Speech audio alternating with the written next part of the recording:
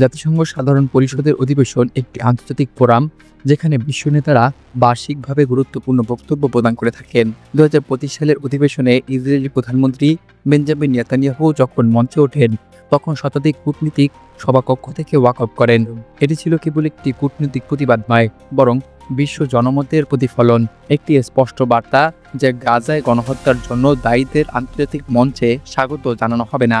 নেতানিয়াহুর বিরুদ্ধে আন্তর্জাতিক অপরাধ আদালত 2024 সালের নভেম্বরে যুদ্ধাপরাধ এবং মানবাধিকার বিরোধী অপরাধের অভিযোগে গ্রেফতারি পরোয়ানা জারি করে। মূলত 2023 সালের অক্টোবর থেকে গাজায় শুরু হওয়া ইসরায়েলের তথাকথিত সন্ত্রাস বিরোধী অভিযান বাস্তবে এক ভয়াবহ মানবিক সংকটের রূপ নেয়। জাতিসংঘ এবং বিভিন্ন মানবাধিকার সংস্থার তথ্যমতে গাজায় নিহত, আহত এবং নিখোঁজ হয়েছেন 2.38 লাখের বেশি ফিলিস্তিনি। নিহতদের মধ্যে 80% বেশি ছিলেন সাধারণ নাগরিক, নারী, শিশু এবং বয়োজ্যেষ্ঠ।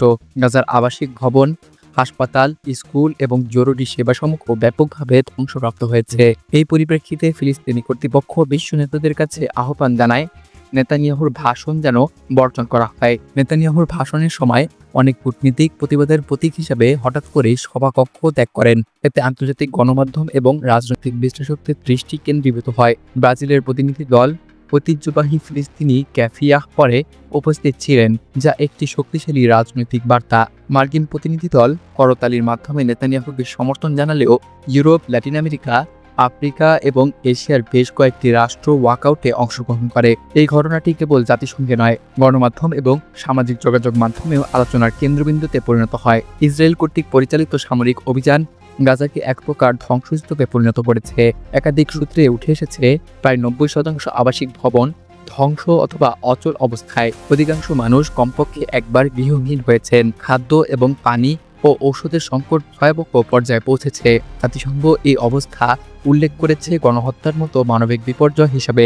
এই মানবিক বিপর্যয়ের দায়ভার রাজনৈতিক নেতৃত্বের উপর চাপিয়ে দিতে বিশ্ব সম্প্রদায় মুখ খুলেছে। 2024 সালে আন্তর্জাতিক অপরাধ আদালত কর্তৃক বেঞ্জামিন নেতানিয়াহুর বিরুদ্ধে গ্রেপ্তারি পরোয়ানা জারি একটি যুগান্তকারী ঘটনা।